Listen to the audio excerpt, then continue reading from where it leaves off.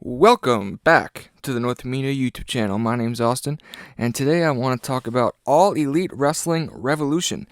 Revolution is AEW's first pay-per-view of the year, of the decade. It takes place this Saturday. If you're in Canada, you can watch it on the Fight app, and this looks like it's going to be a really good show. You know, AEW has been extremely consistent with their pay-per-views. Their storytelling, I think, has been arguably their strongest asset.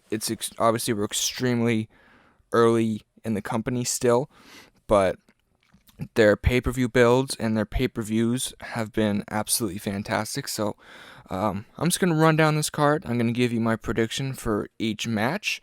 I'm going to justify my prediction. And yeah, we're just going to have some fun. Very excited. I have not missed an AEW pay-per-view yet. I don't intend on missing this one. So yeah, let's get right into the card. So we're going to start out with Darby Allin versus Sammy Guevara. And right off the bat, I kind of struggled picking this because Darby Allin and Sammy Guevara are very similar in the fact that they're both young guys. They're both people that the company clearly has invested in. They both need this win. But I'm going to go with Darby Allin simply because I think Darby Allin is the more established star. I think that Darby Allin is closer to the main event scene than Sammy Guevara is. I think Darby Allin really needs meaningful wins at this point in his career if he wants to climb up that ladder. And as I said, Sammy Guevara is extremely young. He's going to be around the company for a very long time, as long as the company still exists for a long time. And I think he'll bounce back. He's got plenty of time to bounce back. That being said, I could see Guevara winning to extend the feud. I wouldn't mind this feud extending. I think it all depends on whether or not AEW wants to kind of wrap this feud up and send them in separate directions. If that's the case, Darby Allin should win this match and this feud. If they want to keep it going, Sammy Guevara should win. Maybe some sneaky tactics. Maybe the inner circle will come out. Maybe, shenanigans will take place. But I think it's best that these two kind of do go their separate ways now. I think Darby Allin, like I said, is a main event player. I think he will be a main event player very, very soon. So I'm going to go hesitantly. I'm going to go with Darby Allin for this one. But, I mean, that's the first match of the card, and it could steal the show, right? So, incredibly stacked card, but I'm going to go with Darby Allin for the first match of the night. And the second match, we've got Dustin Rhodes versus Jake Hager. Now, looking at this match, it's obvious who needs this win. Dustin Rhodes, at this point in his career, does not need a win in anything ever, to be honest. Dustin Rhodes is at a point in his career where I don't want to say losses don't matter, but losses don't really matter. He can lose this match, and he'll still be Dustin Rhodes. He won't lose any shine from losing this match. But that being said, he also doesn't really gain anything from winning this match.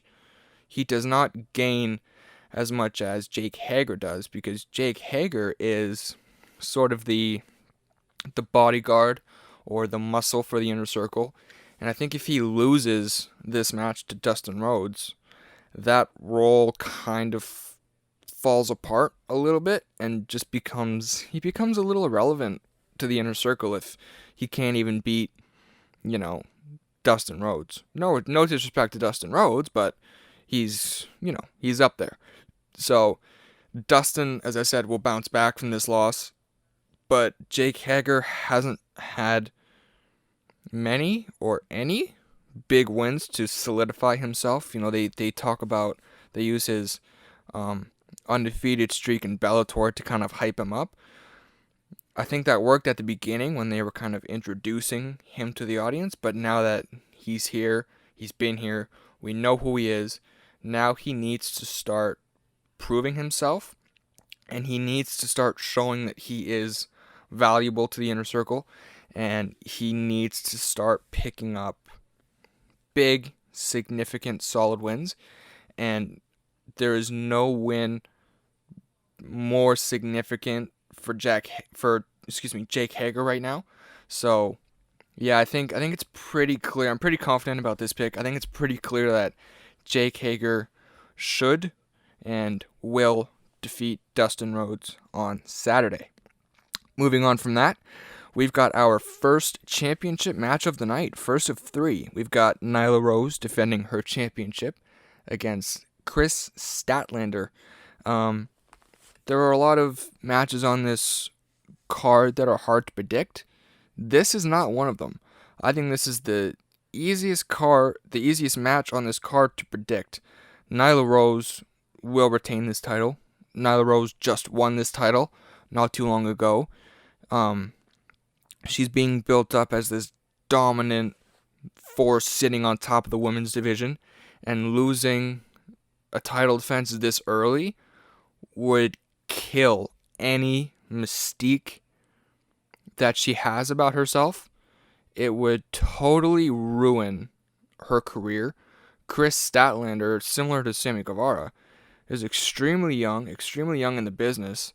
I think she needs to be built up more before she does win the women's title or have a believable match for the women's title.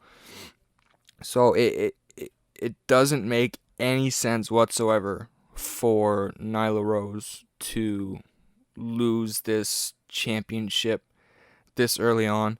I think she's going to dominate Chris Statlander. I think it's going to be another dominant performance for Nyla Rose.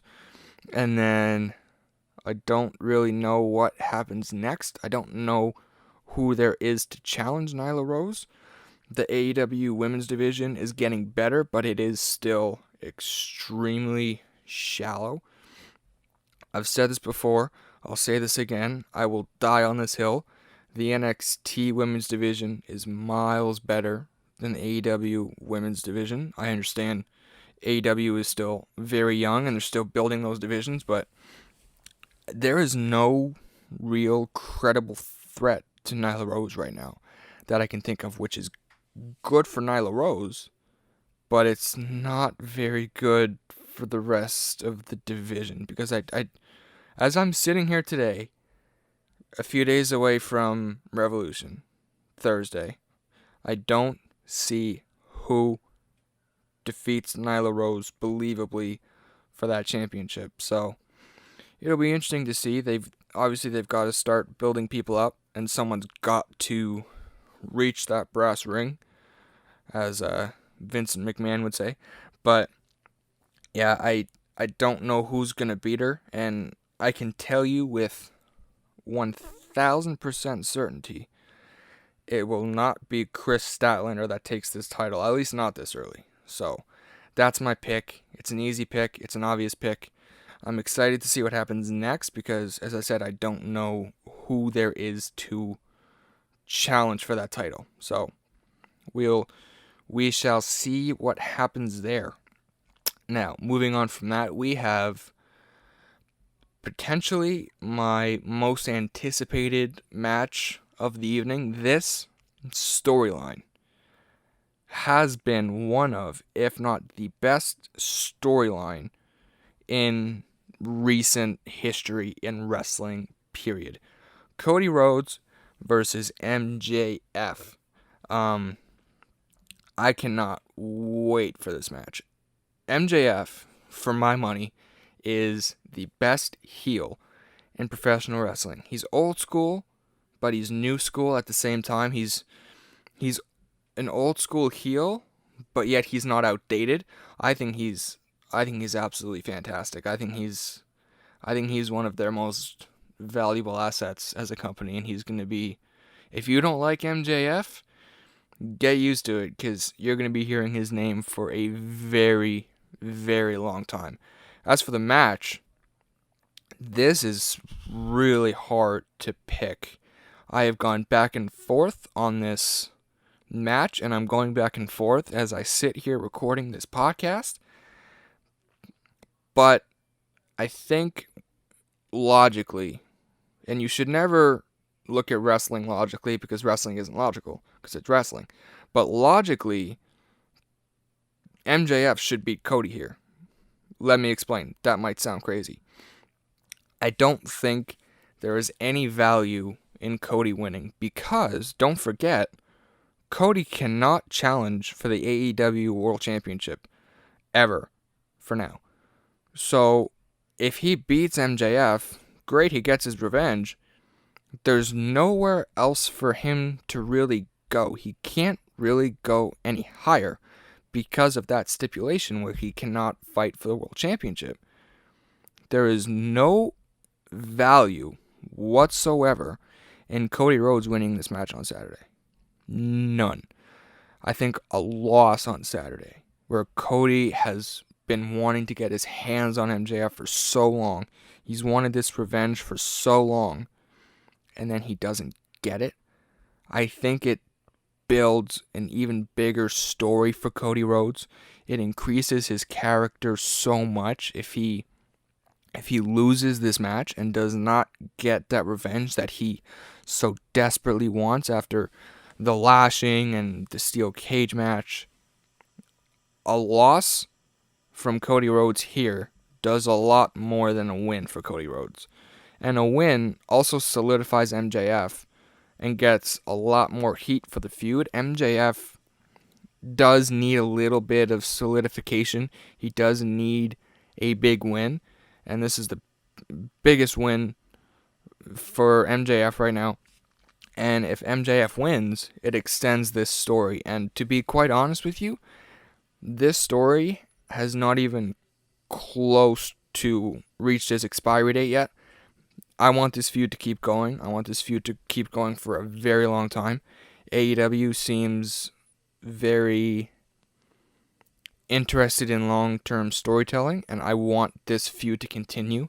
I think Cody Rhodes getting a win here, it would be kind of flat, because you'd be leaving a lot on the table. I think this feud still has a ton more mileage that AEW can get out of it. So yeah, I don't see why Cody would win this match. I think MJF will win this match. I think MJF should win this match. I cannot wait for this match. Cody Rhodes has killed himself for this company, and I don't expect Saturday to be any different. I think Cody is going to make MJF look like $1 million. And honestly, I know I'm here doing predictions, but when it comes to this match, I don't really care who wins. I'm a fan above all else, and I just can't wait for this match. This is going to be absolutely fantastic. I think this will be the best match on the card, bar none, by far. We've seen that Cody Rhodes is not, how can I say this? Cody Rhodes is not Kenny Omega when it comes to in the ring. He's not flippy.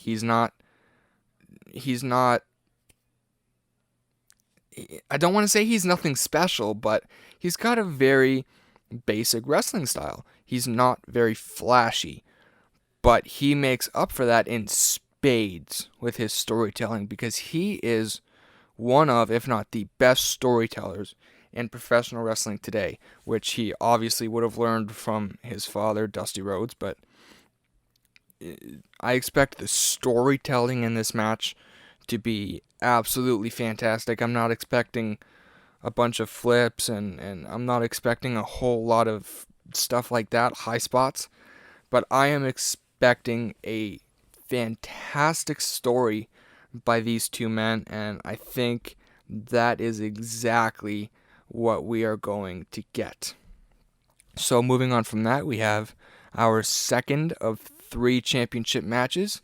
We've got Kenny Omega and Hangman Page defending their newly won AEW World Tag Team Championships against the Young Bucks.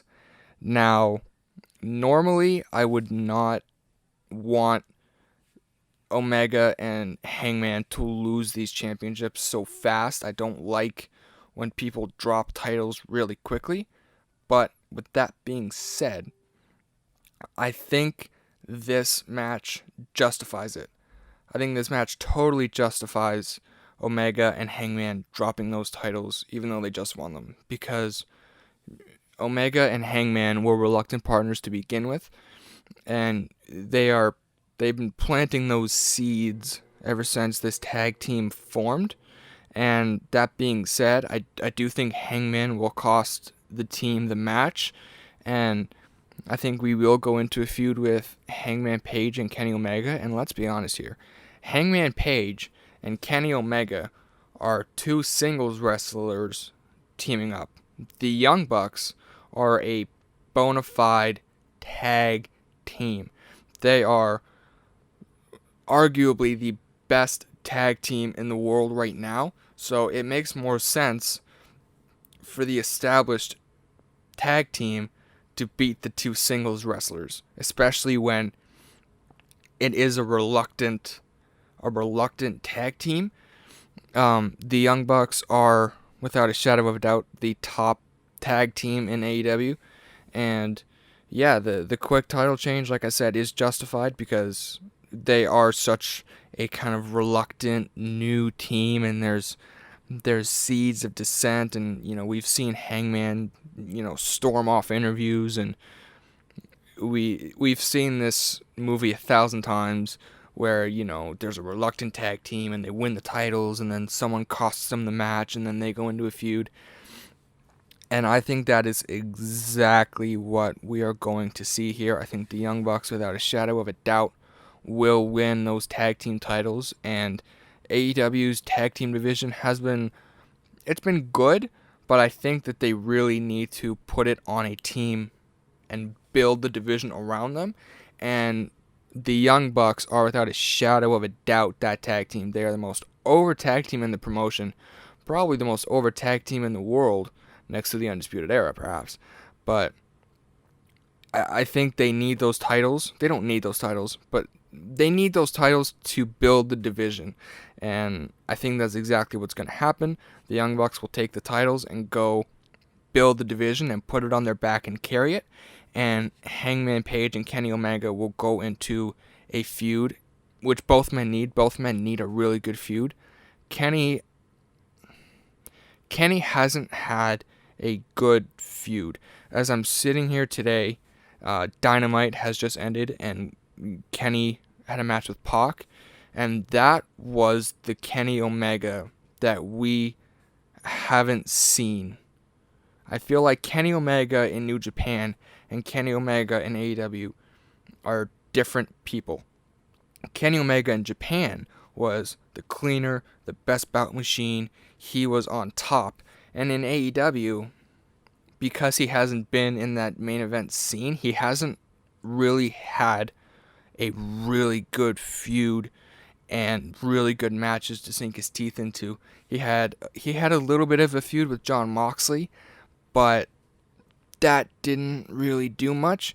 I think he needs a partner like Hangman Page, where there is so much built-in story. I mean, they've been doing Being the Elite for many, many, many years now, and Hangman Page has been part of the Elite, the Bullet Club, what have you, for many, many years, and there's such a built-in story that I think it makes sense for these two to go off into a feud, and we can really see what Kenny and Hangman Page can do and can be, because I think we both know what they can be, but they haven't had a chance to showcase that yet.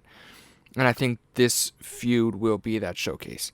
So, yeah, I think it makes the most sense for the Young Bucks to win these tag team titles and build the division and be the best tag team in the world. And then, moving on from that, we have your main event of the evening. The AEW World Championship is on the line. Chris Jericho, also known as the greatest of all time, will take on Jon Moxley. This is, I think, the toughest match on this card to predict, because you could justify it either way. I think Chris Jericho was, without a shadow of a doubt, the perfect person to be the first champion. He has been an outstanding champion. He has been one of the best world champions in wrestling as a whole recently. I think Chris Jericho, it's not just a nickname. I think Chris Jericho is the greatest of all time. I think he's the best professional wrestler to ever grace God's green earth. He has been fantastic. He's reinvented himself so many times, and I think he was perfect to win that title first and help establish the brand. He could carry that brand. He could do the interviews, he could do the press, he could help get that company off the ground. But now that we are at this point, and with the way the story is, and with the way both men's characters are, I think Jon Moxley needs to win this championship. I think Moxley suffers greatly if he doesn't lose this championship. His character suffers greatly if he doesn't win this championship here. If he does lose, there will be shenanigans. I can totally picture Moxley losing via shenanigans. But I think when you look at the two options here, I think the better option is for Jon Moxley to win this championship. I think AEW needs to learn from WWE's mistake. And what I mean by that is they need to strike while the iron is hot. Moxley is hot right now. And I think if he doesn't win that championship now, you risk him cooling off a little bit. When he was in WWE and he was feuding with Seth Rollins, and it was the perfect time to put the championship on him and have him represent the company and have him finally beat Seth Rollins after he turned on them, and that story was so perfect. And then he didn't win the championship, and he never really got back to that level. And I think AEW needs to learn from that mistake and realize how hot he is right now, and understand that he really truly needs to win this match, because if he doesn't win this match, all of the build up to this match almost seems a little, I don't want to say pointless, but it doesn't seem right for them to build them up, and then have them not win the championship. And Chris Jericho does not suffer at all from losing this championship. Chris Jericho could lose every match for a month and still be one of the most over people in the company. He does not need this win. Jon Moxley needs this win. And then, you look at the story of Jon Moxley overcoming the odds, fighting the Inner Circle, getting stabbed in the eye, because wrestling. When you look at that story and then you culminate it with him winning the championship, it's just a fantastic story. And I don't think there is anybody more perfect to take the title off of Jericho. I think this is the time to take the title off Jericho. And then you look at the idea of an angry Chris Jericho and the rest of the Inner Circle ransacking Dynamite, trying to get the rematch or trying to get the title back. You could stretch that alone. You could stretch out for weeks to months, because Chris Jericho is that good. And I think Chris Jericho is almost better when he's not the champion, when he's chasing the championship, when he's chasing the champion. And this will be, if Jon Moxley wins this championship, this will be do or die for Jon Moxley. If he takes this title and doesn't do a whole lot with it, I think that might be it for him. But if he takes this title and makes it a good reign and makes it memorable and has good matches and good stories and brings eyes to the product and goes out there and kills it every night, then Jon Moxley becomes one of the best in the company. And he firmly, totally steps out of the Dean Ambrose shadow. But if he wins the title and doesn't do much with it, he kind of becomes Dean Ambrose again, because when Dean Ambrose won the WWE title, he didn't really do much with it.